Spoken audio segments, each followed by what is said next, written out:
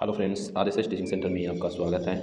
आज हम बिहार दरोगा में जो 1275 पोस्ट के लिए प्रारंभिक परीक्षा पड़ा था, उसको हम फर्स्ट शिफ्ट का प्रथम पारी में पूछा गया था क्वेश्चन एक ज्ञान बिंदु जीएस एकेडमी के द्वारा ये जो सॉल्यूशन किया गया है, इसका आज हम सेट स्टार्ट करेंगे।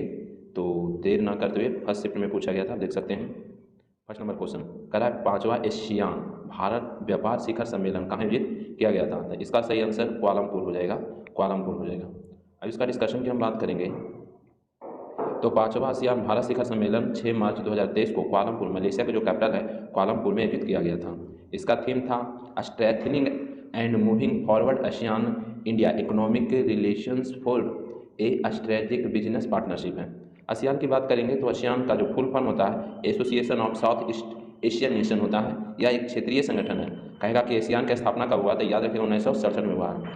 और इसका जो स्थापना हुआ है बैंकॉक घोषणा पर हस्ताक्षर के साथ ही किया गया था।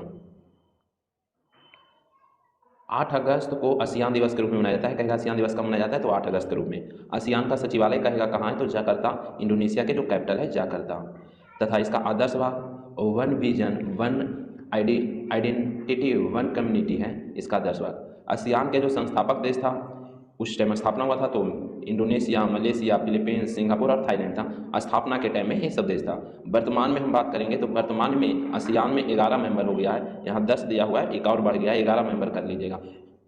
इंडोनेशिया हो गया, मलेशिया, फिलीपींस हो गया, Singapore, Thailand, Brunei, Vietnam, Laos, Myanmar, Cambodia. और एक याद रखिएगा तिमोर लिस्ते, याद रखिएगा पूर्वी तिमोर जिसको कहते हैं तिमोर लिस्ते, तिमोर लिस्ते एक और जुट गया है, तो टोटल 11 हो गया है, टोटल 11। भारत आसियान का सदस्य नहीं है। नेक्स्ट क्वेश्चन करा है राज्य विधानसभा की अधिकतम संख्या निर्धारित है, तो इसका सही आंसर ऑप्शन नंबर डी हो जाएगा, 500 हो जाएगा। क्या 500? इसका डिस्कशन देखते हैं। कह रहा है राज्य विधानसभा की अधिकतम संख्या 500 निर्धारित किया गया है। संविधान के अनुच्छेद 170 के अनुसार किसी भी राज्य की विधानसभा के सदस्यों की अधिकतम संख्या 500 और न्यूनतम कितना 60 होना चाहिए। यानी कहेगा विधानसभा के लिए अधिकतम संख्या 500 और न्यूनतम 60 होना चाहिए। नेक्स्ट क्वेश्चन कह रहा है अनुच्छेद 371 के विभिन्न खंडों में कुछ राज्यों के विशेष प्रावधान भी किया गया है, जिसके तहत विधानसभा सदस्यों की न्यूनतम संख्या 60 से भी कम है, उससे भी कम है। जैसे मैं उदाहरण स्वरूप बात करेंगे तो मिजोरम में मात्र 40 है, सिक्किम में मात्र 32 है, गोवा में 40 है और संघ राज्य क्षेत्र दिल्ली में बात करेंगे तो 70 है, पुदुचेरी में 30 विधानसभा सदस्य हैं। जबकि न्यूनतम कितना बोल रहा था, न्यूनतम 60 होना चाहिए, लेकिन 371 अनुच्छेद के तहत कुछ राज्य में विशेष प्रावधान है। तो याद रखिएगा कि मिजोरम में विधानसभा का जो सीट है 40 है, सिक्किम में 32 है, गोवा में भी 40 है। मिजोरम, गोवा 40, सिक्किम 32। नेक्स्ट क्वेश्चन की हम बात करेंगे तो चलिए करा है राज्य विधानसभा का कार्यकाल जो होता है 5 वर्ष का होता है तथा विधानसभा के क्षेत्रावसान का आदेश राज्यपाल के द्वारा दिया जाता है। किसके द्वारा? राज्यपाल के द्वारा विधानसभा का क्षेत्रावसान। जबकि लोकसभा की हम बात करेंगे ना तो वहाँ पे राष्ट्रपति आदेश देंगे। नेक्स्ट 84वें संविधान संशोधन अधिनियम 2001 के द्वारा 2026 तक विधानसभा की सीट की कुल संख्या में परिवर्तन ना करने का प्रावधान है। यानी कि लोकसभा हो या विधानसभा हो, ये सब में सीट का जो चेंजिंग करने कब यानी कि चेंजिंग हो सकता है, तो याद रखिए 2026 के बाद ही चेंज हो सकता है। 2026 तक कोई चेंज नहीं होगा क्योंकि संविधान संशोधन हुआ था, 84वां संविधान संशोधन 2001 में। इसके द्वारा 2026 तक सीटों में, विधानसभा की सीटों में कोई चेंजिंग ना करने का प्रावधान है। विधानसभा हो या लोकसभा हो या राज्यसभा हो, इसमें किसी प्रकार का सीट का चेंजिंग नहीं होगा। नेक्स्ट विधानसभा सदस्य बनने हेतु तो अर्हताएँ किस अनुच्छेद में वर्णित हैं, तो 173 में है। किसमें? 173 अनुच्छेद में है। बात करेंगे वर्तमान में सर्वाधिक विधानसभा सदस्यों की उत्तर प्रदेश में 403 है। कितना है? 403 है उत्तर प्रदेश में। और न्यूनतम जो है कहाँ है? सिक्किम में है 32। अनुच्छेद 332 के अनुसार राज्य की जनसंख्या के अनुपात के आधार पर विधानसभा में अनुसूचित जाति और जनजातियों के लिए स्थान का आरक्षण दिया गया है। नेक्स्ट क्वेश्चन की बात करते हैं तो नेक्स्ट क्वेश्चन करा केंद्रीय मंत्रिपरिषद सामूहिक रूप से उत्तरदायी होता है। इसका जो सही आंसर होगा लोकसभा के प्रति हो जाएगा। क्या? लोकसभा के प्रति इसका सही आंसर हो जाएगा, लोकसभा के प्रति। इसका हम डिस्कशन देखते हैं। करा केंद्रीय मंत्रिमंडल यानी कि मंत्रिपरिषद सामूहिक रूप से लोकसभा के प्रति उत्तरदायी होता है। संविधान का अनुच्छेद 75 में स्पष्ट रूप से यह प्रावधान करता है कि मंत्रिपरिषद लोकसभा के प्रति सामूहिक रूप से उत्तरदायी होता है। इसका अर्थ है कि सभी मंत्रियों को यानी कि उनके सभी कार्यों के लिए लोकसभा के प्रति उपयुक्त जिम्मेदारी होगी। उसके बाद बात करेंगे सामूहिक उत्तरदायी का सिद्धांत का भी मंत्रिमंडल का निर्णय सभी केंद्रीय मंत्रियों एवं अन्य मंत्रियों के लिए बाध्यकारी है। अनुच्छेद 75 के 2 की बात करेंगे तो इसमें व्यक्तिगत उत्तरदायित्व का सिद्धांत भी वर्णित है। यह कहता है कि मंत्री राष्ट्रपति के पश्चात पर्यंत अपने पद पर बने रहेंगे, जिसका अर्थ है कि राष्ट्रपति किसी भी मंत्री को उस समय तक भी यानी कि राष्ट्रपति किसी मंत्री को उस समय भी हटा सकता है जब मंत्रिपरिषद की लोकसभा में विश्वास मत प्राप्त हो। हालांकि राष्ट्रपति किसी मंत्री को केवल प्रधानमंत्री की सलाह पर ही हटा सकता है। मंत्री जो राष्ट्रपति अपने मन से नहीं कर सकते हैं, प्रधानमंत्री की ही सलाह से हटाते हैं। मंत्रिपरिषद में मंत्रियों की 3 श्रेणी होती है, कैबिनेट मंत्री, राज्य मंत्री और उप मंत्री होता है। कहेगा क्वेश्चन में मंत्रिपरिषद मंत्रियों की कितने श्रेणी होता है? 3 श्रेणी होता है, कैबिनेट मंत्री, राज्य मंत्री और उप मंत्री। बात करेंगे अनुच्छेद 74 में, तो प्रधानमंत्री के नेतृत्व वाली मंत्रिपरिषद का उपबंध है या राष्ट्रपति उसके कार्य करने हेतु सलाह देती है। उसके बाद मंत्रिमंडल तथा मंत्रिपरिषद दोनों शब्द एक दूसरे के लिए प्रयोग किए जाते हैं, परंतु इनमें एक निश्चित अंतर है। मंत्रिमंडल एक लघु निकाय है जिसमें 15 से 20 मंत्री होते हैं। यह मंत्रिपरिषद का ही भाग है जिसमें केवल कैबिनेट मंत्री शामिल होते हैं। इसकी व्याख्या को 1978 में 44वां संविधान संशोधन के द्वारा अनुच्छेद 352 में शामिल किया गया था। उसके बाद कह रहा है अनुच्छेद 352 की व्याख्या प्रधानमंत्री एवं अन्य कैबिनेट मंत्रियों की परिषद जिन्हें अनुच्छेद 75 के अंतर्गत नियुक्त किया गया है।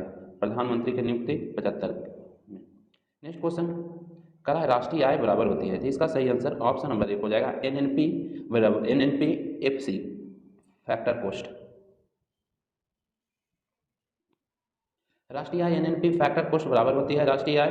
जब एनएनपी की गणना लागत मूल फैक्टर कॉस्ट पर की जाती है तो उस देश की राष्ट्रीय आय निकलती है। एनएनपी से राष्ट्रीय आय की गणना करने के लिए इसमें से अप्रत्यक्ष कर को घटा लिया जाता है, जबकि परिधान सहायिकी को जोड़ दिया जाता है। राष्ट्रीय आय बराबर निव्वल राष्ट्रीय उत्पाद माइनस अप्रत्यक्ष कर प्लस सहायिकी। नेक्स्ट क्वेश्चन की बात करेंगे तो नेक्स्ट क्वेश्चन करा संघीय कार्यपालिका में शामिल नहीं है, तो राष्ट्रपति शामिल है, प्रधानमंत्री शामिल है, भारत के महान्यवादी शामिल है, नियंत्रक महालेखा परीक्षक नहीं शामिल है। नहीं बोला था तो डी हो जाएगा। संघीय कार्यपालिका में भारत के नियंत्रक एवं महालेखा परीक्षक शामिल नहीं है। भारतीय संघ की कार्यपालिका का निर्माण राष्ट्रपति, उपराष्ट्रपति, प्रधानमंत्री एवं महान्यवादी से मिलकर होता है। कह रहा है क्वेश्चन में संघीय कार्यपालिका का निर्माण राष्ट्रपति, उपराष्ट्रपति, प्रधानमंत्री, महान्यवादी से मिलकर बना होता है।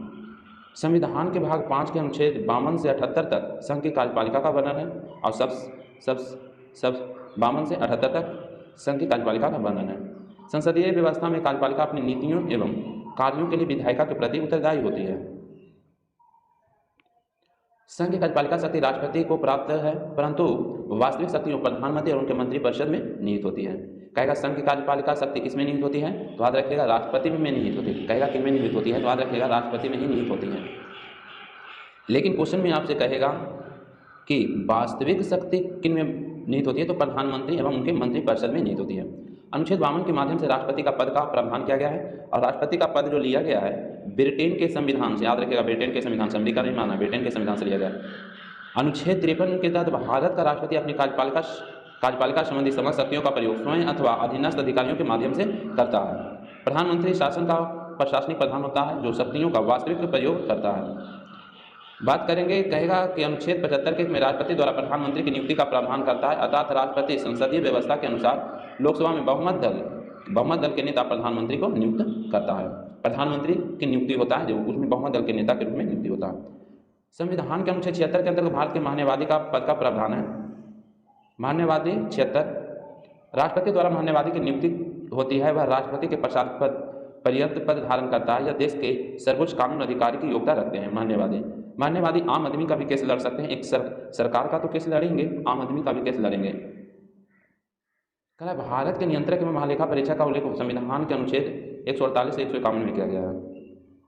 यह लोक वित्त का संरक्षण लेखा परीक्षण व लेख विभाग का मुखिया होता है और राज्य एवं केंद्र स्तरों पर नियंत्रण करता है। नेक्स्ट क्वेश्चन कह रहा है कि किस केंद्रीय मंत्रालय ने ई-शास मोबाइल ऐप लॉन्च किया, तो इसका सही आंसर सी हो जाएगा ग्रामीण विकास मंत्रालय। ई-शास ऐप ग्रामीण विकास मंत्रालय लॉन्च किया। इस ऐप से दीनदयाल उपाध्याय अंत्योदय योजना राष्ट्रीय ग्रामीण आजीविका मिशन के तहत स्वयं सहायता से जुड़ी महिलाओं के लिए बनाए गए उत्पादों की ऑनलाइन बिक्री के लिए जारी किया गया है। नेक्स्ट क्वेश्चन कर रहा है क्वेश्चन में कि हाल ही में पदक जीतने वाले रुद्राक्ष पाटिल का संबंध किस खेल से संबंधित है। इनका जो संबंध निशानेबाजी से संबंधित है, निशानेबाजी से। रुद्राक्ष पाटिल का संबंध निशानेबाजी से हो जाएगा।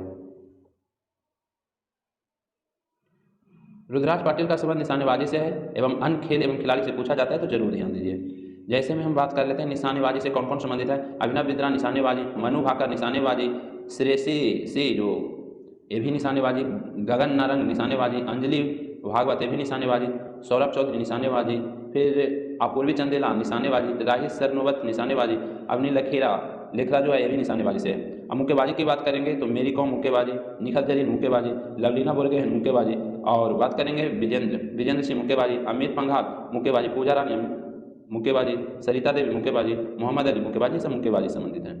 अब बात करते हैं कुश्ती के, तो विनेश फोगाट चर्चा में थी हाल ही में, तो कुश्ती से विनेश फोगाट, रवि कुमार दहिया, साक्षी मलिक, बजरंग पुनिया, गीता फोगाट, सुनील कुमार, केडी यादव, बबीता कुमारी, ये सब कुश्ती से खिलाड़ी और किस खेल से संबंधित है पूछता है। तीरंदाजी की बात करेंगे तो दीपिका कुमारी, जयंता तालुकदार, लिम्बा राम, उसके बाद अभिषेक वर्मा, डोला बनर्जी, ज्योति सुलेखन, बुम्बाला देवी, लैसरम तरुणदीप राय, परवीन यादव, ये सब निशानेबाजी से संबंधित हैं। नेक्स्ट क्वेश्चन कह रहा है कुमार पोस्ट या चीन में तैनात होने वाली पहली महिला अधिकारी का नाम बताइए। इसका सही answer captain Shiva Chauhan, captain Shiva Chauhan. ये सब इंपॉर्टेंट क्वेश्चन है, आगे जो पूछे जाने की संभावना है, तो इसलिए जरूर रिवाइज कीजिए। दुनिया के सबसे ऊंचा युद्ध सियाचिन में कैप्टन शिवा चौहान सक्रिय रूप से तैनात होने वाली पहली महिला अधिकारी बनी है। कैप्टन अवनी चतुर्वेदी की बात करेंगे, कैप्टन मोहन सिंह, फिर जितरवाल तथा कैप्टन भावना कांत को भारत की पहली महिला लड़ाकू पायलटों में शामिल किया गया है। अब बात करते हैं इंपॉर्टेंट क्वेश्चन, कहेगा भारत की पहली महिला पायलट तो सरला कठराल हो जाएगा। भारत की पहली महिला पायलट, भारत की पहली महिला राफेल पायलट कहेगा तो शिवांगी सिंह, राफेल उड़ाएगा कौन, शिवांगी सिंह हो जाएगा। अब भारत की पहली महिला लड़ाकू पायलट कहेगा तो भावना कांत। अब भारत के पहली महिला एयरलाइंस पायलट तो दुर्गा बनर्जी। पहली महिला ऑटो रिक्शा चालक कहेगा तो शीला डाबरे। अब पहली महिला ट्रेन ड्राइवर सुरेखा शंकर यादव हो जाएगा, ये कितना बार पूछा जा चुका है।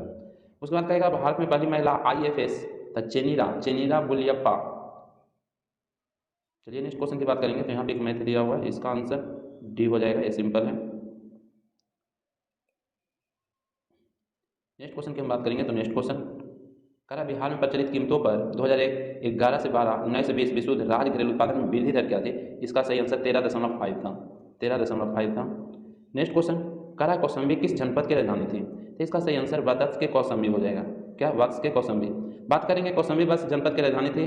बुद्ध के समय 16 बड़े राज्य पाते हैं जो जनपद कहलाते हैं, जनपदों की टोटल संख्या 16 हो जाएगा, बहुत इंपॉर्टेंट है। टोटल जनपद की हम बात कर लेते हैं, तो मगध के जो राजधानी था, मगध जनपद के राजगिरा या ग्रीवर, काशी के वाराणसी, कौशल के श्रावस्ती अयोध्या, कुरु को इंद्रप्रस्थ, अंग के चंपा, बज्जी के वैशाली या विदेह, मल के कुशीनगर, उसके बाद प्रथम भाग कुशीनगर, उसका द्वितीय भाग पावा था।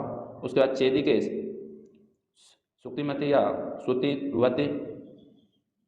उसके बाद बात करेंगे तो वत्स के कहेगा कौशाम्बी, पंचाल के अहिछत्र, मत्स्य के कहेगा विराटनगर, शूरसेन मथुरा हो जाएगा, अस्मक कोतली हो जाएगा। सबसे दक्षिण में राजधानी रहने वाला था अस्मक ही था, पोतन या कोतली। अवंती के उज्जैनी उत्तरी या महिष्मती दक्षिण में था। गंधार के तक्षशिला और कम्बोज के हाटक या राजपुर हो जाएगा।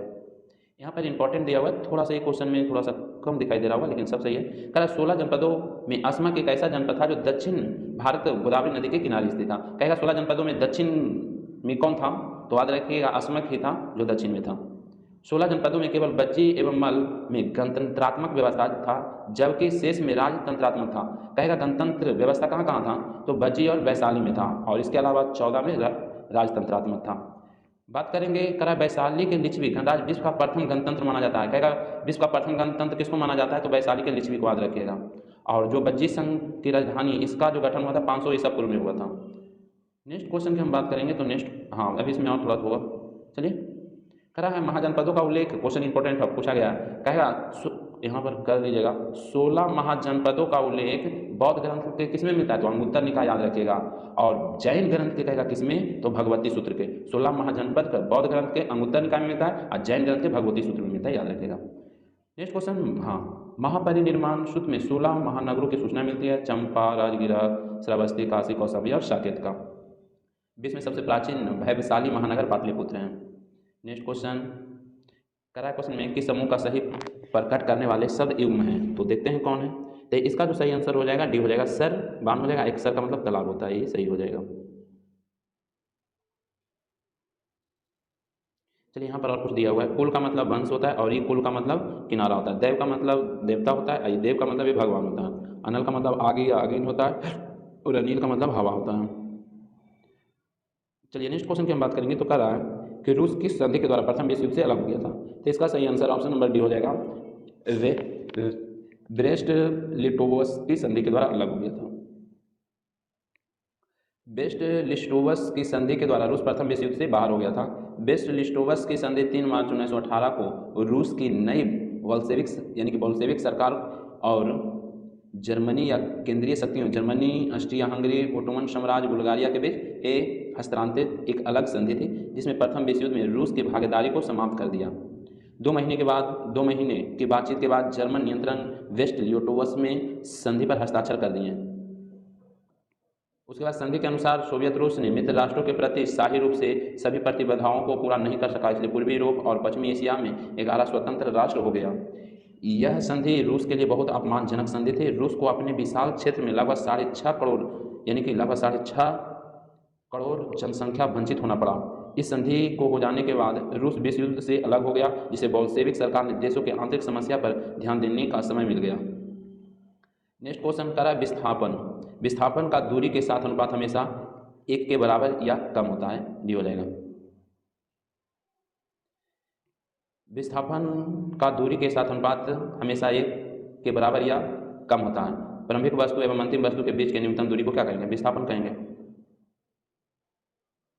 नेक्स्ट क्वेश्चन करा है द्वार कोशिकाओं में जब जल अंदर जाता है तो खुल जाती है और रंध्र का छिद्र क्या हो जाएगा? हो जाता है। तो यहाँ पर खुल जाएगा, खुल जाता है। यहाँ पर दिया हुआ है द्वार कोशिकाएं में जब जल अंदर जाता है तो खुल जाती है और रंध्र का द्वार खुल जाता है। यहाँ पर द्वार कोशिकाएं देख रहे हैं, सुरक्षा कोशिकाएं हैं। अस्टोमेटा का कुंडा रक्षा कोशिकाओं का, यहाँ एपिडर्मल कोशिका एक क्लोरोप्लास्ट हो जाएगा। कह रहा है द्वार कोशिकाओं में जल प्रवेश द्वार कोशिकाओं को खुलने में सहायता करता है। इसके परिणाम स्वरूप गार्ड सेल सुस्त हो जाता है। रक्षक कोशिकाओं में पानी का रिसाव रक्षक कोशिकाओं को बंद करने में सहायता प्रदान करते हैं। इसके बाद गार्ड कोशिकाएं शिथिल हो जाती है। जब रक्षक कोशिकाओं में जल डाली जाती है तो कोशिका फूल जाती है जिससे रंध्र खुल जाते हैं तथा रक्षक कोशिकाएं शिथिल हो जाती है तो रंध्र बंद हो जाता है। नेक्स्ट क्वेश्चन कह सरकार द्वारा लगाई गई रुकावटों को प्रतिबंध को हटाना कहलाता है तो उदारीकरण कहलाता है। क्या कहलाता है? उदारीकरण कहलाता है। सरकार के द्वारा लगाई गई रुकावटों पर प्रतिबंध को हटाना उदारीकरण कहलाता है। व्यापार में उदारीकरण एवं व्यवसायियों को मुक्त रूप से निर्णय लेने की अनुमति मिली है कि वे क्या आयात या निर्यात करना चाहते हैं। सरकार पहले की तुलना में अब कम नियंत्रण करती है, इसीलिए उसे अधिक उदार कहा जाता है। बात करेंगे कांगड़ा लघु चित्र कला किस राज्य में बनाई जाती है। तो इसका सही आंसर ऑप्शन नंबर बी हो जाएगा, हिमाचल प्रदेश। कांगड़ा घाटी भी हिमाचल प्रदेश में और कांगड़ा चाय का भी किस्म हिमाचल प्रदेश में ही उगाया जाता है। नेक्स्ट क्वेश्चन करा है कांगड़ा चित्रकला यानी कि कांगड़ा के संचित कला जिसका नाम कांगड़ा हिमाचल प्रदेश के नाम पर रखा गया है, जो एक पूर्व रियासत थी जिसने कला को संरक्षण दिया था। 18वीं शताब्दी के मध्य में बारशोली चित्रकला शैली के लुप्त होने के साथ ही प्रचलित हो गया। कांगड़ा चित्रकला मुख्य केंद्र गुलेर, बारशोली, चंबा, नूरपुर, बिलासपुर और कांगड़ा है। कह रहा है अब सामूहिक रूप से पहाड़ी चित्रकला के रूप में जानी जाती है, उसमें शैली सम्मिलित करती है जिसमें 17 या 18वीं शताब्दी के बीच राजपूत शासकों द्वारा संरक्षित किया गया था। कांगड़ा चित्रकला पीले, लाल, नीले रंग जैसे शुद्ध रंगों का उपयोग किया जाता है और इसमें 200 साल बाद अपनी चमक बरकरार रखे हुए हैं। बात करेंगे चित्रकला के समूह। कांगड़ा का नाम दिया गया क्योंकि शैली में कांगड़ा के राजा यानी कि संसार चंद्र के चित्र के समान है। अब विभिन्न राज्य का जो चित्रकला है उसकी हम बात करेंगे, इम्पॉर्टेंट है। बिहार की बात करेंगे तो मधुबनी, मिथिला, पटना, कलम, मंजूसा ये सब चित्रकला बिहार में प्रचलित हैं। उत्तर प्रदेश की बात करेंगे तो चौक पूरना, उसके बाद सोन हो जाएगा, सोन रखना, उसके बाद चिकनकारी हो जाएगा, उत्तर प्रदेश का हो जाएगा। झारखंड प्लस बिहार की बात करेंगे तो जादो पटिया हो जाएगा। पश्चिम बंगाल की बात करेंगे तो कालीघाट, अल्पना हो जाएगा। हिमाचल प्रदेश की बात करेंगे तो पहाड़ी, गुलेर, कांगड़ा ये सब हो जाएगा। मध्य प्रदेश की बात करेंगे तो सुरैते, नरौता, मोरते और तिलांग हो जाएगा। उड़ीसा की बात करेंगे तो यानी कि पट्टचित्र प्लस सौरा हो जाएगा। उसके बाद राजस्थान की बात करेंगे तो फाड़, मंडना, लघु मुड़ना। उसके बाद गुजरात के पिथौरा प्लस अर्थिया हो जाएगा। तमिलनाडु के कोल्लम एवं तंजौर हो जाएगा। पंजाब का चित्रकला फुलकारी कहेगा तो पंजाब हो जाएगा, फुलकारी। तेलंगाना की बात करेंगे तो चेरियल और निर्मल हो जाएगा। आंध्र प्रदेश की बात करेंगे तो मुंगलू और कलमकारी हो जाएगा, उत्तराखंड के एपन हो जाएगा, केरल के कलमा जट्टू और कलमे जिथू हो जाएगा, उसके बाद कर्नाटक के रंगावली और महाराष्ट्र के बल्ली हो जाएगा। नेक्स्ट क्वेश्चन कह रहा है मानव विकास सूचकांक को प्रकाशित किया जाता है, जिसका सही आंसर UNDP संयुक्त राष्ट्र विकास कार्यक्रम के द्वारा किया जाता है। मानव विकास सूचकांक UNDP के द्वारा प्रकाशित किया जाता है। यह सूचकांक 1990 में जारी किया गया था। यह सूचकांक पहली बार कब जारी किया गया था? 1990 में, यानी कि UNDP का स्थापना 1990 में। मानव विकास सूचकांक के 3 मानक हैं, शिक्षा, स्वास्थ्य और आय। मानव विकास के कितने मानक हैं? तो 3, शिक्षा, स्वास्थ्य और आय। मानव विकास सूचकांक की गणना 4 संकेत को जन्म के समय, जीवन बात करेंगे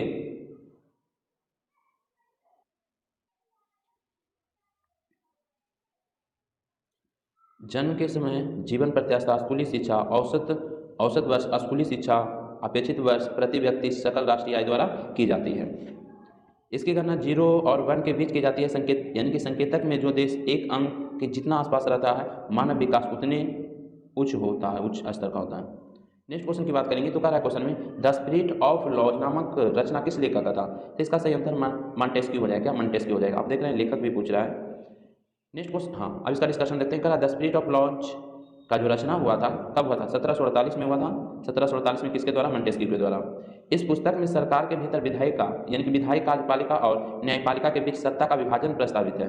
मॉन्टेस्क्यू ने किताब प्रकाशित करने से पहले कैसे वर्ष शोधन में बिताए हैं।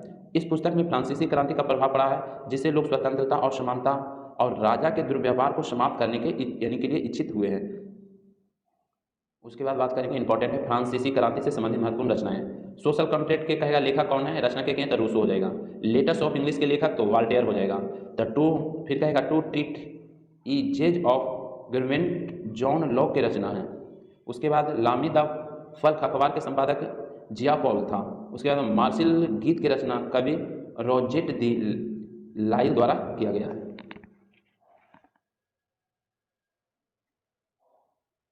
नेक्स्ट क्वेश्चन की बात करेंगे तो कह रहा है क्वेश्चन में कि भारत सरकार द्वारा जनजातियों के स्वशासन विभिन्न अवामी परीक्षण करने के लिए गठित समिति का नाम बताइए। तो इसका सही आंसर ऑप्शन नंबर 1 हो जाएगा, भूरिया समिति। भारत सरकार के द्वारा जनजातियों के स्वशासन के विभिन्न आयामों को परीक्षण करने के लिए भूरिया समिति का गठन किया गया। जून 1994 में अनुसूचित क्षेत्रों में स्थिति अध्ययन करने हेतु भूरिया समिति का गठन किया गया था। भूरिया समिति 1995 में केंद्र सरकार के समक्ष अपनी रिपोर्ट प्रस्तुत की। भूरिया समिति की सिफारिशों को मानते हुए अनुसूचित क्षेत्रों के लिए केंद्रित कानून को ठीक माना गया है। इसका मुख्य उद्देश्य केंद्रीय कानूनों के माध्यम से जनजातीय स्वायत्त क्षेत्रों के यानी कि विनिर्दिष्ट करना था, जिसका यानी उल्लंघन राज्य न कर पाए। सरकारी आयोग की स्थापना कहेगा तो 1983 में याद रखेगा। इस समिति का गठन 1983 में हुआ था। केंद्र राज्य को जो संबंध सुधार कहेगा, सरकारी आयोग का काम क्या है? तो केंद्र राज्य के बीच जो संबंध है इसको सुधार करना था तथा राज्य स्वायत्ता संबंधित मार्ग को सिफारिश देना, यानी कि डायरेक्ट याद रखना है। सरकारी आयोग का काम है केंद्र और राज्यों के बीच संबंध को सुधारना। अशोक मेहता समिति की बात करेंगे तो इसका जो स्थापना हुआ था 1977 में जनता पार्टी सरकार के द्वारा अशोक मेहता की अध्यक्षता में इस समिति का गठन हुआ था। अब अशोक मेहता की बात करेंगे तो ये 2 स्तरीय की बात किए थे पंचायती राज व्यवस्था में, जबकि बलवंत राय मेहता 3 स्तरीय की बात किए थे 1957 में। अशोक मेहता समिति की रिपोर्ट कब सौंपा गया? तो 1978 में। इसने पंचायती व्यवस्था हेतु 2 स्तरीय मॉडल यानी कि मॉडल पंचायत जिला परिषद अपनाने की बात कही थी। बलवंत राय मेहता 3 स्तरीय की बात किए थे। करा LM सिंधवी समिति, लक्ष्मीकांत सिंधवी की बात करेंगे तो यह समिति का गठन राजीव गांधी सरकार द्वारा 1986 में हुआ था। करा इस पंचायती राज व्यवस्था को संवैधानिक दर्जा देने के सुझाव दिया गया था। करा राज्य वित्त आयोग का गठन तथा पंचायतों को करारोपण का अधिकार देने का सुझाव दिया गया। करा है उपभोक्ताओं के जिस अधिकार के तहत वस्तुओं व सेवाओं के विनिर्माता द्वारा पैकिंग की सूचना दर्शाई जाती है, वह है सूचना का अधिकार हो जाएगा। कर उपभोक्ताओं के जिस अधिकार के तहत वस्तुओं एवं सेवाओं के विनिर्माता द्वारा पैकिंग पर सूचना दर्शाई जाती है, यह सूचना का अधिकार है। अगर आप कोई वस्तु खरीदेंगे तो उसके पैकेट पर कुछ खास जानकारियां पाएंगे। यह जानकारी उस वस्तु के अवयवों एवं मूल व्यंज संख्या, निर्माण तारीख, खराब होने की तिथि, अंतिम तिथि एवं वस्तु बनाने के पते के बारे में होती है। इसलिए कि उपभोक्ता जिन वस्तुओं एवं सेवाओं को खरीदता है तो उसके बारे में सूचना पाने का अधिकार है। कर किसी वस्तु का उपभोग किसी सेवा को प्राप्त करता है, चाहे वह किसी भी आयु या लिंग का हो और किसी भी तरह का सेवा प्राप्त करता हो, उसको सेवा प्राप्त करते हुए हमेशा चुनने का अधिकार होगा। जैसे कि आप एक दंत मंजन खरीदना चाहते हैं तो दुकानदार कहता है कि यह केवल दंत मंजन तभी बेचेगा, तब आप दंत मंजन के साथ एक ब्रश भी खरीदेंगे। अगर आप ब्रश खरीदने के इच्छुक नहीं हैं तो आपको चुनने का अधिकार उल्लंघन हुआ। नेक्स्ट क्वेश्चन की बात करेंगे तो नेक्स्ट क्वेश्चन करा है अभिनेत्रिक लेंस की वक्रता जो स्थानांतरित की जाती है किसके द्वारा था? इसका सही आंसर पक्षावी पेशियों के द्वारा, जिसको सीरियली मसल्स कहते हैं, इसके द्वारा किया जाता है। आप यहाँ पे देख सकते हैं फिगर में कॉर्निया हो जाएगा, पुतली हो जाएगा यहाँ पे, उसके बाद आइरिस हो जाएगा और सीरियली मसल्स इस रूप में लटका हुआ रहता है, ऊपर भी रहता है सीरियली मसल्स। उसके बाद लेंस आप देख सकते हैं, उत्तल लेंस के प्रकृति की होती है लेंस। रेटिना, प्रतिबिंब हमेशा रेटिना पर बनता है, उल्टा में वास्तविक प्रतिबिंब बनता है। पुतली प्रकाश की मात्रा को नियंत्रित करता है। दृष्टिपटल रेटिना वस्तु का प्रतिबिंब हमेशा रेटिना पर बनता है। नेत्र लेंस अपनी फोकस दूरी को कम या ज़्यादा कर सकती है।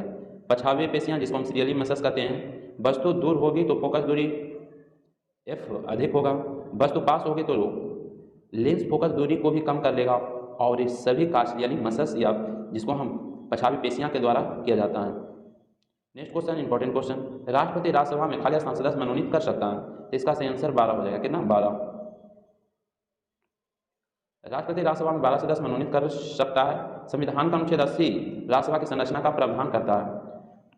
संविधान के अनुच्छेद 80 के 3 के तहत राष्ट्रपति द्वारा साहित्य, कला, विज्ञान, समाज सेवा संबंधित विशेष ज्ञान रखने वाले 12 सदस्यों के मनोनीत करेंगे राष्ट्रपति। कौन अनुच्छेद के तहत? 80 के 3 के तहत राष्ट्रपति नियुक्त करते हैं। राष्ट्रपति द्वारा राज्यसभा में विभिन्न क्षेत्रों को ख्याति प्राप्त 12 व्यक्तियों को मनोनीत की अवधारणा आयरलैंड के संविधान से लिया गया है। क्वेश्चन पूछेगा राष्ट्रपति जो 12 सदस्य नियुक्त करते हैं कहाँ के संविधान से लिया गया? तो आयरलैंड के संविधान से। राज्यसभा के अधिकतम 250 सदस्य यानी 250 सदस्य हो सकते हैं, परंतु वर्तमान में संख्या 245 है। वर्तमान में इसकी संख्या 245 है। राज्य विशेष के जानकारी के आधार पर किसी राज्य में आने वाले सदस्यों की संख्या का निर्धारण होता है। वर्तमान में उत्तर प्रदेश राज्यसभा सीटों की संख्या सर्वाधिक है, 31 है। बिहार की बात करेंगे तो राज्यसभा सीट 16 है। भारतीय संविधान अनुच्छेद 83 के अनुसार राज्यसभा एक अस्थायी सदन है, अर्थात इसका विघटन नहीं किया जा सकता है।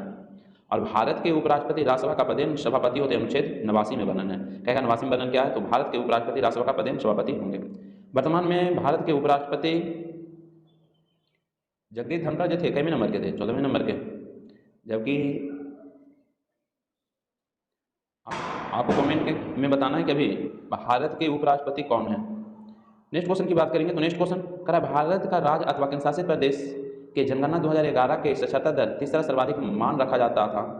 तो बात करेंगे ये मिजोरम आ जाएगा। तीसरा में कौन आ जाएगा? मिजोरम आ जाएगा। भारत का राज्य अथवा केंद्र शासित प्रदेश 2011 के साक्षरता में तीसरा सर्वाधिक मान रखने वाला मिजोरम है। अब यहाँ पर हम 5 तक देख लेते हैं। सर्वाधिक साक्षरता प्रतिशत पाने वाले राज्य एवं केंद्र शासित प्रदेश 2011 के जनगणना के अनुसार प्रथम नंबर में केरल हो जाएगा 94% के साथ।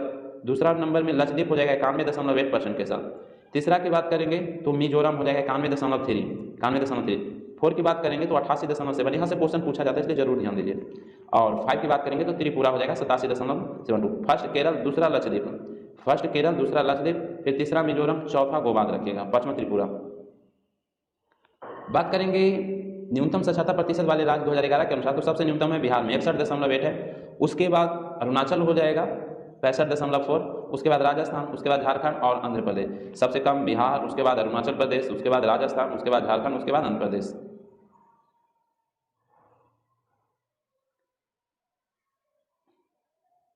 चलिए नेक्स्ट क्वेश्चन की हम बात करेंगे तो नेक्स्ट क्वेश्चन करा नोट में जनगणना 2011 के अनुसार सर्वाधिक साक्षरता प्रतिशत के शासित प्रदेश में कहेगा। ओवरऑल केंद्र शासित प्रदेश की बात करेगा तो सबसे ज्यादा लक्षद्वीप 91.8%। द्वितीय में आ जाएगा कौन? दमन एवं दीव 87.1।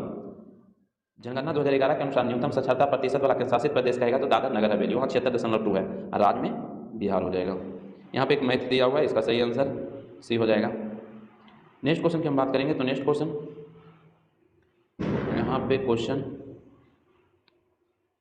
कर रहा है निम्नलिखित में कौन राष्ट्रपति के महाभियोग की प्रक्रिया में भाग नहीं लेते हैं? कौन नहीं भाग लेते हैं? तो देखते हैं। कह रहा है संसद के किसी भी सदन में मनोनीत सदस्य ये तो भाग लेते हैं, महाभियोग की प्रक्रिया में भाग लेते हैं, बिल्कुल सही है। संसद के किसी भी सदन के निर्वाचित सदस्य ये भी भाग लेते हैं। राज्य विधानसभा के निर्वाचित सदस्य ये भाग नहीं लेंगे। फिर दिल्ली पुदुचेरी संघ विधानसभा के निर्वाचित सदस्य ये भी भाग नहीं लेंगे, महाभियोग में ये भाग नहीं लेते। तो इसमें सी हो जाएगा, ये भाग नहीं लेते हैं। राष्ट्रपति पर महाभियोग की प्रक्रिया राज्य विधानसभा के निर्वाचित सदस्य एवं दिल्ली पुदुचेरी राज्य क्षेत्र के विधानसभा के निर्वाचित सदस्य भाग नहीं लेते हैं।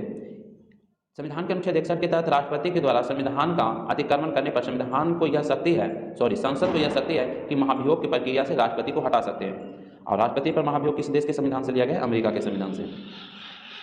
महाभियोग की प्रक्रिया संसद के दोनों सदनों के निर्वाचित सदस्य के अलावा मनोनीत सदस्य दोनों सदनों में भाग ले सकते हैं।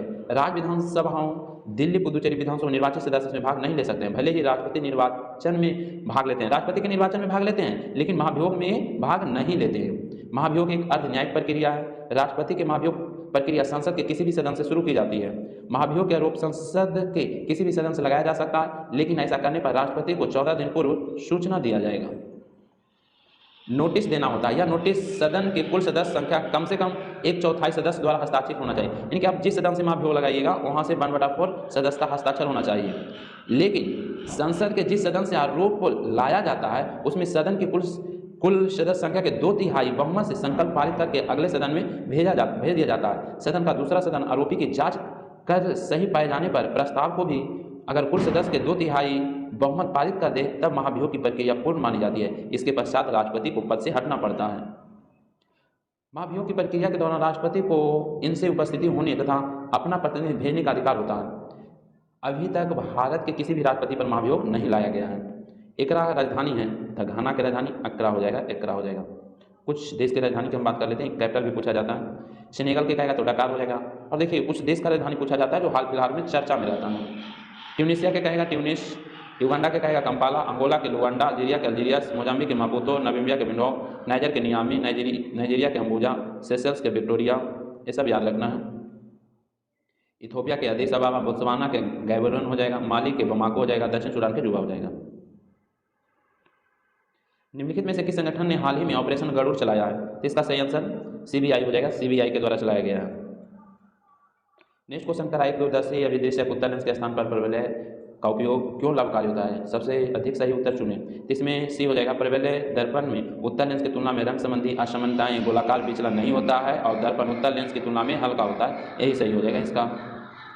नेक्स्ट क्वेश्चन की हम बात करेंगे और यहाँ पर हम बात कर लेते हैं। तो यह दूरदर्शी अभिदृश्यक लेंस के स्थान पर अवतल दर्पण प्रबलय दर्पण का प्रयोग किया जाता है क्योंकि वस्तु से आने वाले प्रकाश की बड़ी मात्रा एकत्रित करने में सहायता करता है और परिणामतः दूर स्थित वस्तु अधिक तीव्र स्पष्ट छवि बनती है। आप यहाँ पे देख सकते हैं।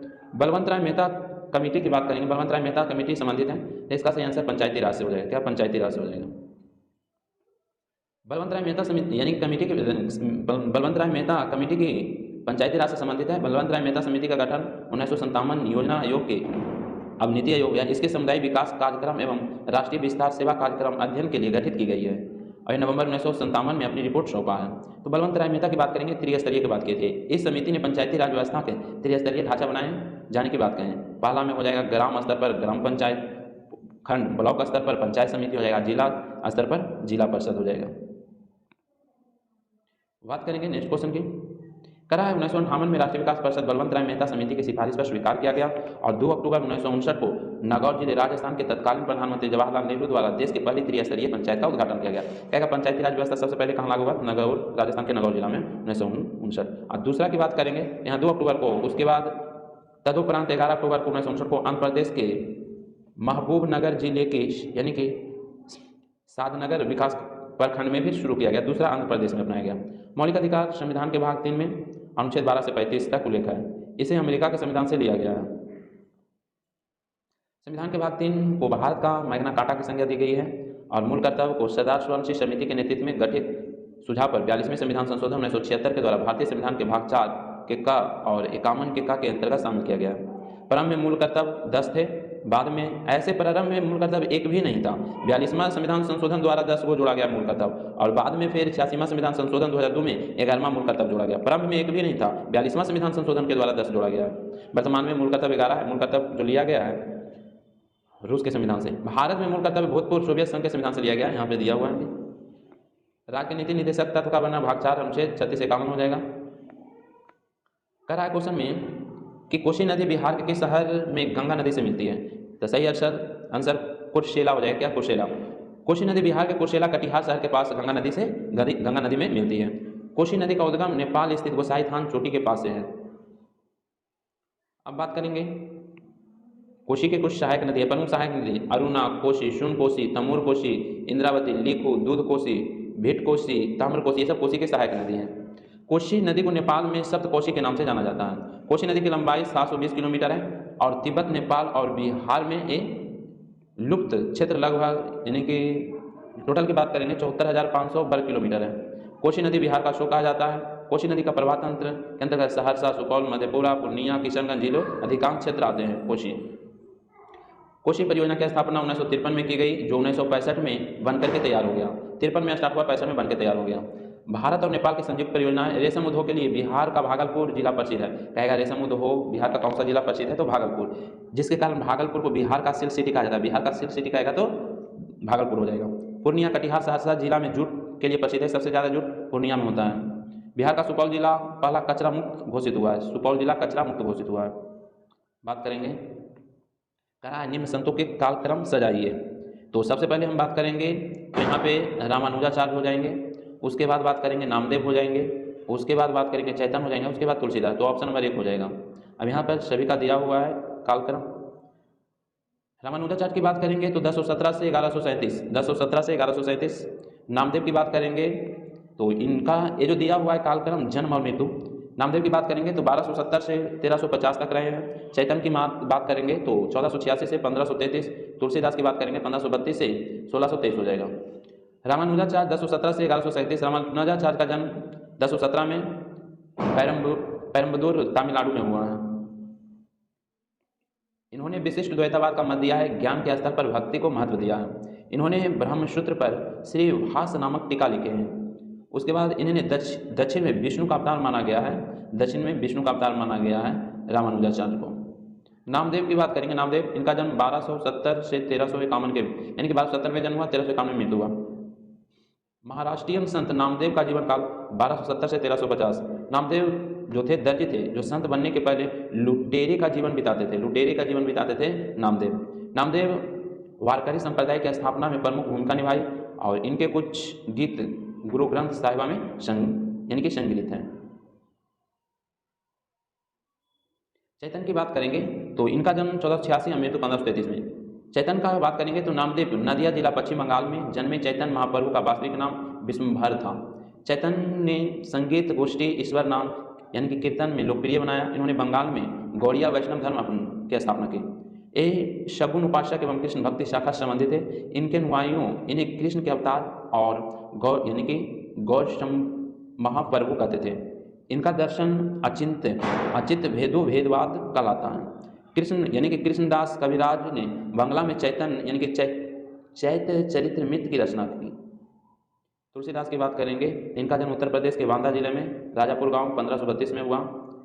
तुलसीदास मुगल शासक अकबर एवं मेवाड़ के शासक राणा सांगा के समकालीन थे। इन्होंने राम भक्ति पर जोर दिया। तुलसीदास के द्वारा जो रचित प्रमुख कृतियाँ जैसे में रामचरितमानस, विनय पत्रिका, कवितावली, दोहावली, ये सब तुलसीदास के हैं। फिर गीतावली, उसके बाद रामलला, नहसु, भैरव रामायण आदि ये सब किनके द्वारा है? तुलसीदास के द्वारा। नेक्स्ट क्वेश्चन, स्वावलंबन 2.0 किसके द्वारा लॉन्च किया गया? तो नौसेना के द्वारा। नौसेना के द्वारा स्वावलंबन 2.0 लॉन्च किया गया था। इस रोड मैप का उद्देश्य सहयोग, समन्वय एवं साझेदारी की नई प्रौद्योगिकियों का विकास करना। यह भारतीय नौसेना अपडेटेड स्वदेशीकरण रोड मैप है। यह प्रमुख समसामयिक अभियान योजना है। अभियान योजना एवं जारीकर्ता, डिजिटल शक्ति 4.0 राष्ट्रीय महिला आयोग के द्वारा, एंटी-दस्त अभियान दिल्ली सरकार के द्वारा, ओपीएस क्लीन अभियान पंजाब पुलिस के द्वारा, अरुणोदय 2.0 असम सरकार के द्वारा और माहिर मिशन नवीकरणीय ऊर्जा मंत्रालय के द्वारा, युवा 2.0 शिक्षा मंत्रालय के द्वारा लॉन्च किया गया। करा इलेक्ट्रिक स्कूटर विद्या किसके द्वारा लॉन्च किया गया? तो इसका सही आंसर हीरो मोटर्स के द्वारा। हीरो मोटर्स के द्वारा। हीरो मोटर्स ने अपना पहला ई स्कूटर विद्या लॉन्च किया है। अन्य समसामयिक महत्वपूर्ण तथ्य, निर्माणाधीन Delhi, Ghaziabad, Meerut, regional rapid transit ये सब है।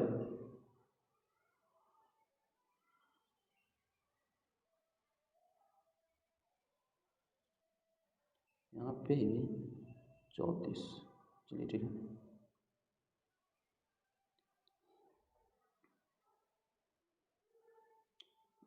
इसके बाद नमो भारत नाम दिया गया। बात करेंगे उत्तरी सिक्किम में लाहुनोक झील में बादल फटने से तीस्ता नदी में भयंकर बाढ़ आने से 23 जवानों सहित 120 लोग की मृत्यु हो गया था। चौथे एशियन पैरा गेम्स का आयोजन चीन के हांगझू शहर में संपन्न हुआ।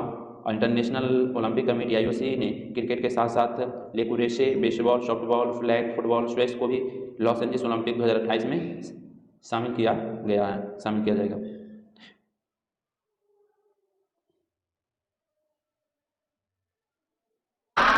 अब आ जाइए इस साइड से भी देखते हैं, तो ये डोर दिया गया है।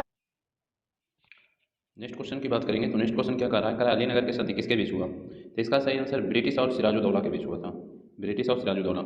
अलीनगर के संधि ब्रिटिश और सिराजुद्दौला के बीच हुआ। अलीनगर के संधि 1757 के फलस्वरूप अंग्रेजों ने कलकत्ता की किलेबंदी करने, सिक्के ढालने का अधिकार तथा नवाब सिराजुद्दौला द्वारा युद्ध में हुई क्षति पूर्ति के वचन दिया गया तथा दोनों पक्षों ने भविष्य में शांति बनाए रखने का वादा किया। उसके बाद इंपॉर्टेंट क्वेश्चन, परीक्षोपयोगी अन्य महत्वपूर्ण क्वेश्चन। 20 जून 1756 में कालकोठरी के घटना हुआ ब्लैक होल ट्रेजेडी, और इस घटना के संबंध में हॉलवेल ने जानकारी दिया, जेड हॉलवेल ने जानकारी दिया था। हॉलवेल के अनुसार सिराजुद्दौला ने 20 जून की रात 146 अंग्रेजों व्यक्तियों को एक छोटे से कमरे में बंद कर दिया था और अगले दिन सुबह देखा तो 23 व्यक्ति ही सिर्फ जिंदा बचा। तो इसी का ही रीजन था प्लासी का युद्ध। फिर एक साल के बाद 23 जून 1757 और रॉबर्ट क्लाइव और सिराजुद्दौला की सेना के बीच प्लासी का युद्ध हो जाता है, जिसमें सिराजुद्दौला हार जाता है क्योंकि इसका मेन ही सेनापति मीर जाफर अंग्रेज से मिल जाता है। प्लासी का युद्ध बंगाल के नदिया जिले में भागीरथी नदी के किनारे हुआ था। प्लासी जो मैदान है बंगाल में है। नेक्स्ट क्वेश्चन की हम बात करेंगे तो next question, Playing It My Way किनकी रचना है? तो इसका सही आंसर सचिन तेंदुलकर का हो जाएगा। सचिन तेंदुलकर का। आप देख सकते हैं पुस्तक कितना पूछा जाता है। तो बात कर लेते हैं प्लेइंग इट माई वे पुस्तक के लेकर Sachin Tendulkar. A century is not enough, Sourav Ganguly. Important है। मैं क्रिकेट में स्टार कहेगा तो Kapil Dev, golden girl PT Usha, और सनी डेज कहेगा तो सुनील गावस्कर, वनडे वंडर्स कहेगा तो सुनील गावस्कर, और 281 एंड बियॉन्ड कहेगा तो BVS लक्ष्मण, पावर शिफ्ट कहेगा तो एल्विन टोफलर, उसके बाद हेलेन कोयलेर कहेगा तो स्टोरी ऑफ माई लाइफ, और एवॉर्ड ऑफ लव कहेगा तो नरेंद्र मोदी। उसके बाद बात करेंगे एमनेस्टी अरविंद अडेगा, और मेथोलॉजी कहेगा तो रोनाल्ड बर्थ हो जाएगा। करा है क्वेश्चन में कि मुगल मेवाड़ संधि कब हुआ था? 1615 में हुआ। 1615 में मुगल मेवाड़ संधि 1615 में जहांगीर और राणा अमर सिंह के बीच हुआ था। कहेगा मुगल मेवाड़ संधि 1615 में किसके बीच? तो जहांगीर और राणा अमर सिंह के बीच हुआ था। 1605 से 1615 के मध्य मुगलों द्वारा मेवाड़ पर निरंतर सैनिक अभियान कराए।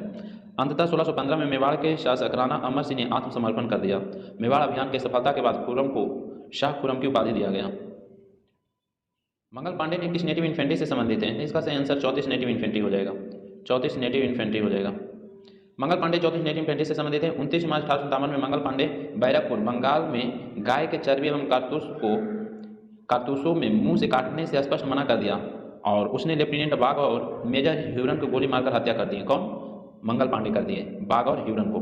फलस्वरूप मंगल पांडे को गिरफ्तार करके 8 अप्रैल 1857 को फांसी दे दिया जाता है। फांसी से चढ़ने से पहले मंगल पांडे ने हल्ला बोला यानी कि बोल का नारा दिया, हल्ला बोल का नारा दे दिया। 10 मई 1857 के दिन मेरठ के पैदल टुकड़ी 20 नेटिव इन्फेंट्री से 1857 की क्रांति शुरू हुआ। मंगल पांडे थे 34 इन्फेंट्री, जबकि 10 मई 1857 मेरठ से जो स्टार्ट हुआ 20 नेटिव इन्फेंट्री से स्टार्ट हुआ। 1857 की क्रांति में भारत का गवर्नर जनरल लॉर्ड कैनिंग एवं इंग्लैंड के प्रधानमंत्री पामस्टन थे। 1857 के विद्रोह के बाद पिल कमीशन के रिपोर्ट पर सेना का यानी कि पूर्ण रूप से पुनर्गठन किया गया एवं सेना में भारतीय सैनिकों की तुलना यूरोपीय सैनिकों का अनुपात बढ़ाया गया। उच्च सैनिक पदों पर भारतीय नियुक्ति पूर्ण रूप से प्रतिबंधित कर दिया गया। बंगाल की सेना के यूरोपीय और भारतीय के अनुपात की बात करेंगे तो यूरोपीय 1 रहता था तो भारतीय 2 रहता था, जबकि बंबई और मद्रास में 2 यूरोपीय रहता था तो 5 भारतीय रहता था। भारतीयों को सेना में ऊंचे से ऊंचे प्राप्त होने वाला पद सूबेदार कहलाता था। नेक्स्ट क्वेश्चन, राष्ट्रीयपात के दौरान अनुच्छेद 19 किस अनुच्छेद तक निलंबित किया जाता है? तो 358 हो जाएगा। क्या? 358। राष्ट्रीय आपातकाल के दौरान अनुच्छेद 3 यानी कि 19 का निलंबन अनुच्छेद 358 के तहत किया जाता है। 358 के अनुसार युद्ध या वाह्य आक्रमण के कारण 352 के तहत संपूर्ण भारत या भारत के किसी भाग में आपातकाल की घोषणा की गई है तो संविधान के अनुच्छेद 19 के द्वारा 6 मौलिक अधिकार स्वतः निलंबित हो जाता है। इसलिए कोई भी आदेश निकलने या विधेयक पारित करने का जरूरत नहीं होता है। आपातकाल के समाप्त हो जाने के उपरांत अनुच्छेद 19 स्वतः पुनर्जीवित हो जाता है। 42वें संविधान संशोधन 1976 के अनुसार 358 अनुच्छेद को जोड़ा गया। यदि आपातकाल की घोषणा देश के किसी भाग में की गई है तो देश के अन्य भागों के लिए बनाए गए कानून अनुच्छेद 19 यानी कि संरक्षण से मुक्त रखा जाएगा। 1975 के घोषित आपातकाल के दुरुपयोग के कारण 44वें संविधान संशोधन 1976 यहाँ पर 78 होना चाहिए, 1978 होना चाहिए, 1978 द्वारा जनता पार्टी की सरकार अनुच्छेद 358 संशोधन कर 2 शर्तें यानी कि शर्तें दी गई जो निम्नलिखित है। पहला क में अनुच्छेद 19 निलंबन युद्ध या बाहरी आक्रमण के आधार पर घोषित आपात में ही होगा। सशस्त्र विद्रोह के कारण घोषित यानी कहने का मतलब हुआ आपातकाल जो 1975 में लगाया गया सशस्त्र विद्रोह यानी कि आंतरिक आपात के कारण लगाया गया, जिसको समाप्त करके अब सशस्त्र विद्रोह कर दिया गया है। कहा है अनुच्छेद 358 में केवल कानून को सुरक्षा प्रदान करेगा जिसके सीधा संबंध आपातकाल से है, और उनमें आशय से स्पष्ट घोषणा की गई है कि कानूनों के तहत दिए गए आदेशों को भी सुरक्षा प्राप्त होगी। भारत में वित्तीय आपात अभी तक एक बार भी नहीं लगा है, कभी नहीं लगा है। अब वित्तीय आपात अनुच्छेद 360 में आए अमेरिका के संविधान से लिया गया है, जबकि अब बात करेंगे आपातबंद तो जर्मनी के संविधान से हो जाएगा। अनुच्छेद 359 के तहत बाह्य आंतरिक दोनों आपात के दौरान अनुच्छेद 20 और 21 को छोड़कर सभी मूल अधिकार निलंबित हो जाते हैं। 20 और 21 अनुच्छेद कभी निलंबित नहीं होता है। भारतीय संविधान आपात उपबंधों के 3 भागों में बांटा गया है। राष्ट्रीय आपात 352, राष्ट्रपति शासन 356 और राज्य में संवैधानिक तंत्र की विफलता के कारण राष्ट्रपति शासन लगता है। वित्तीय आपात 360। अब तक 3 बार राष्ट्रीय आपात काल की घोषणा की जा चुकी है। पहला बार 1962 में, दूसरा बार 1971 में, तीसरा बार 1975 में। पहला बार भारत चाइना के बीच, दूसरा बार भारत पाकिस्तान, तीसरा आंतरिक अशांति के कारण। नेक्स्ट क्वेश्चन करा बेला डेला खान किस लिए प्रसिद्ध है? तो लौ ऐश के लिए प्रसिद्ध है, लौ ऐश के लिए। बात करेंगे बेला डेला लौ ऐश के लिए प्रसिद्ध है। बेला डेला खान छत्तीसगढ़ में स्थित है। भारत में लौ ऐश के प्रमुख। अब उड़ीसा की बात करेंगे तो गुरु महाशानी लौ ऐश के लिए प्रसिद्ध है। सुलेपत, बादाम पहाड़ और करीबुरु, बॉस पानी, सुकिंदा, ये सब लौ ऐश के लिए प्रसिद्ध है उड़ीसा में। छत्तीसगढ़ की बात करेंगे तो दल्ली राजहरा, उसके बाद बैला डेला छत्तीसगढ़ में ही है।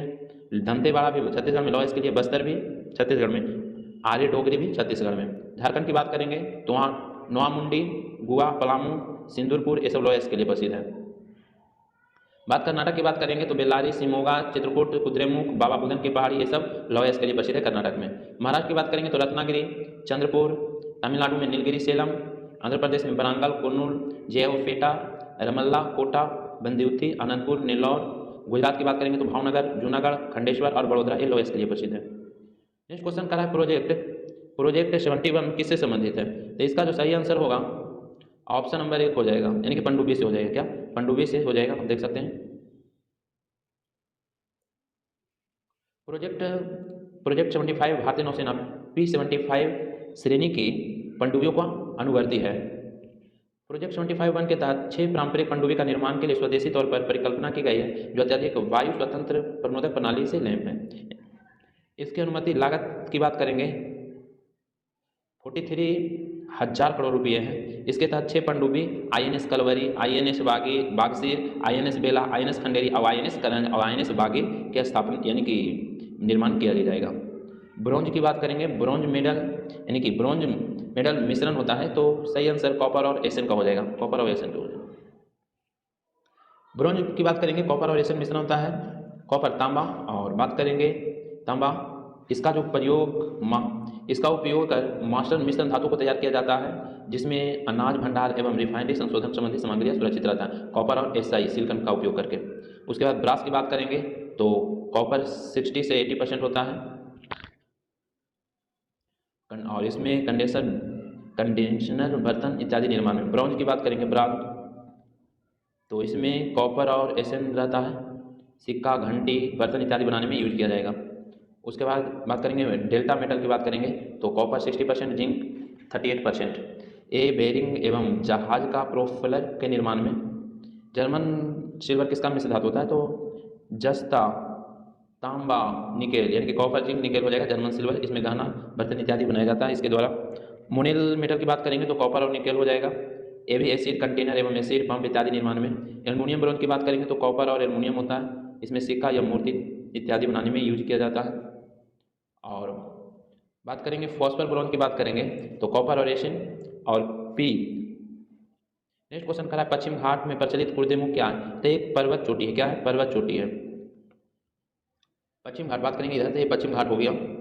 तो पश्चिम घाट में प्रचलित कुर्देमुख पर्वत चोटी है। कुर्देमुख कर्नाटक के पठार का दूसरा सबसे ऊंचा पठार है, जिसके ऊंचाई की बात करेंगे तो 1892 मीटर है। पश्चिम घाट या उत्तर में तापी नदी मुहाने से लेकर कन्याकुमारी आंतरिक तक 1600 किलोमीटर लंबे क्षेत्र में फैला हुआ है। बात करेंगे ये जो एरिया है 1600 किलोमीटर में फैला हुआ है पश्चिम घाट। पश्चिम घाट महाराष्ट्र से सहाद्री, यानी कि पश्चिम घाट को महाराष्ट्र में सहाद्री कहा जाता है। ये पश्चिम घाट है तो ये महाराष्ट्र वाला सहाद्री कहलाता है। उत्तरी सहाद्री के कालसूबाई और दक्षिणी सहाद्री के कुद्रेमुख कहा जाता है। पश्चिमी घाटियों के प्रमुख चोटी की बात करेंगे तो कालसूबाई हो जाएगा, कालसूबाई हो जाएगा जिसका ऊंचाई 1646 हो जाएगा। और महाराष्ट्र में बात करेंगे, कालसूबाई महाराष्ट्र में पड़ेगा। महाबलेश्वर की बात करेंगे तो 1438, मुलनगिरी की बात करेंगे 1925, कुद्रेमुख की बात करेंगे तो 1892 है। दक्षिणी सहाद्री कुद्रेमुख के नाम से जाना जाता है 1892। पूर्वी घाट एवं पश्चिमी घाट के जो पर्वत है नीलगिरी पर्वत ग्रंथि से मिलते हैं, यानी कि पूर्वी घाट हो गया पश्चिमी घाट हो गया, यहाँ पर मिल जाएगा नीलगिरी के पहाड़ी, जिसका सर्वोच्च शिखर दोरोबेटा है, जिसका ऊंचाई 2637 है। दक्षिण भारत का दूसरा सर्वोच्च शिखर है। नीलगिरी के दक्षिण में अन्नामलाई पहाड़ी, जिसके अन्नायमुड़ी जिसकी चोटी 2695 है। दक्षिण भारत की सबसे ऊंची चोटी अन्नायमुड़ी है। अन्नामलाई एक शाखा उत्तर पूर्व पानी की पहाड़ी तथा दक्षिण में कार्डमम की पहाड़ी के रूप में फैली हुई है। पूर्वी घाट की बात करेंगे तो यह महानदी की घाटी नीलगिरी तक 1300 किलोमीटर की लंबाई तक फैला हुआ है। उत्तर से दक्षिण की ओर पाए जाने वाली पहाड़ियों का क्रम, उत्तर से दक्षिण की ओर पाए जाने वाली पहाड़ी का क्रम है। तो यहाँ पर नल्लामलाई हो जाएगा, बेलीकोंडा हो जाएगा, पालकोंडा हो जाएगा, उसके बाद नागरी हो जाएगा, जवादी हो जाएगा, सेबराई की पहाड़ी होगा, पंचम मलाई हो जाएगा, सिरू मलाई हो जाएगा।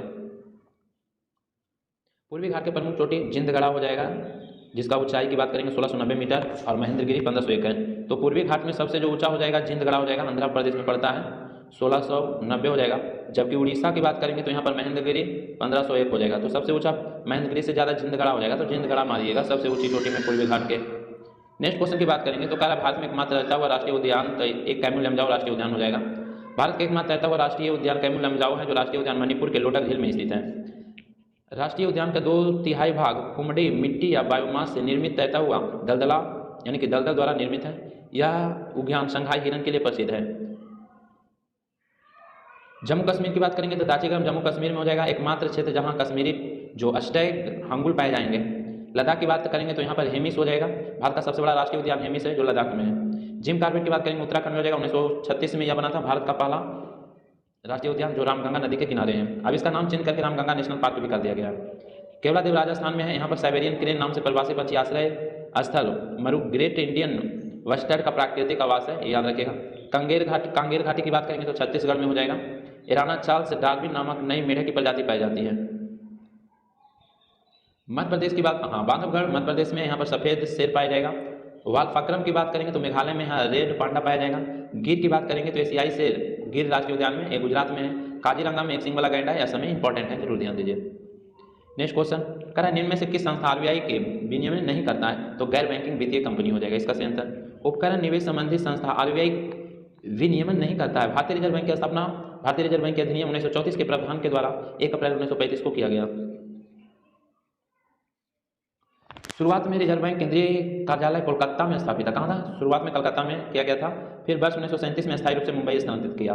मुंबई कब स्थापित हुआ? 1937 में।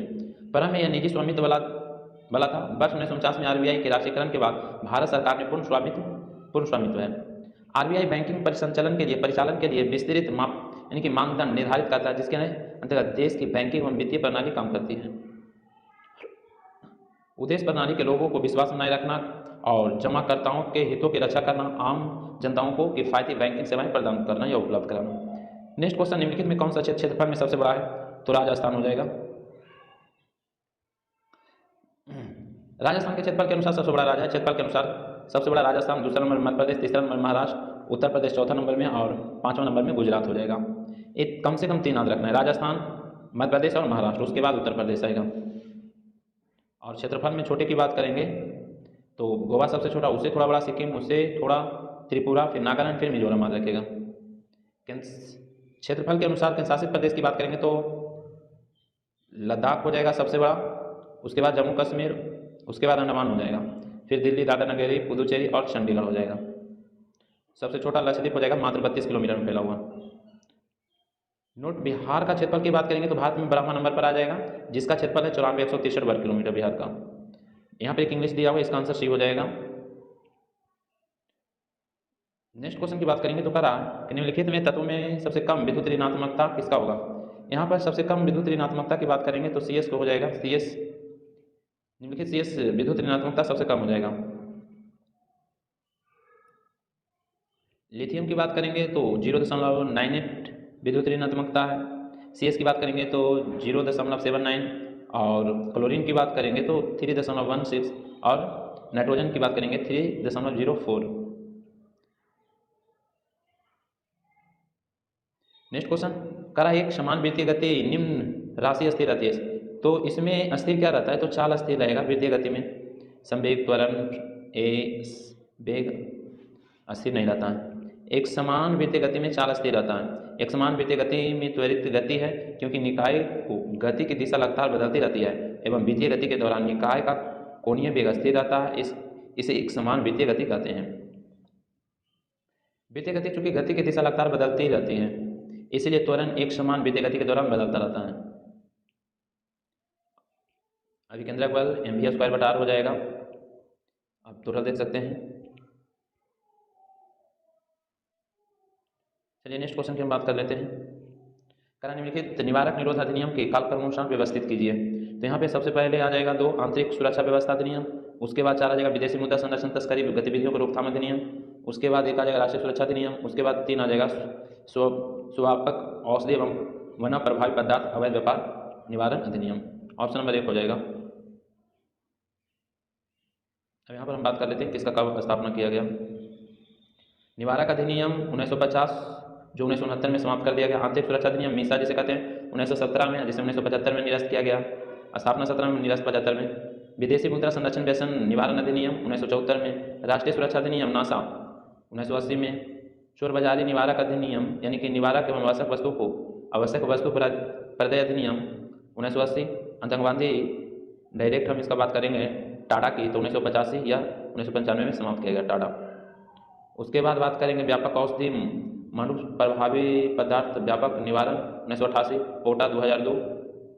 तो गैर कानूनी अधिनियम और रोकथाम अधिनियम UAPA 1967 में, जो 2004, 8, 12 और 19 में संशोधित हुआ।